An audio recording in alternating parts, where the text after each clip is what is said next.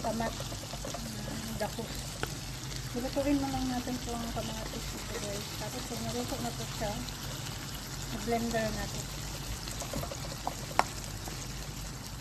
Blender, lagyan natin siya ng salt.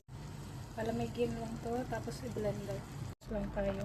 So yung white rice natin, mamaya lagyan natin ng sauce. Olive oil yung gamit ko. Fennel seeds. Ano ito? Yung kamon. Coriander seeds. Turmeric powder. Powder. Fresh na nilagay natin sa freezer. Naka-frozen.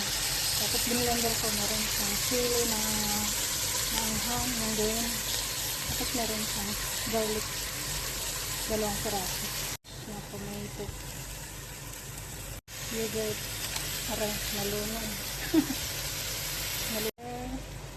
Merong barat, merong chili powder, black pepper, magic, pampalasa. Ito yung gawin natin sa rice. Layer by layer to. Lagay tayo ng sauce, yung hitsuran niya, tapos patungan natin ng rice. Ayan. Gawin natin sa rice, i-flat na. Tapos, kalas na siya. Finish. Ito na yung hitsuran ng kanin. Natin siya guys.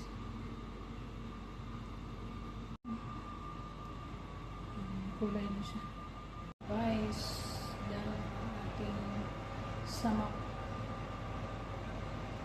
Ang semi-biryani ito siya yung semi-biryani.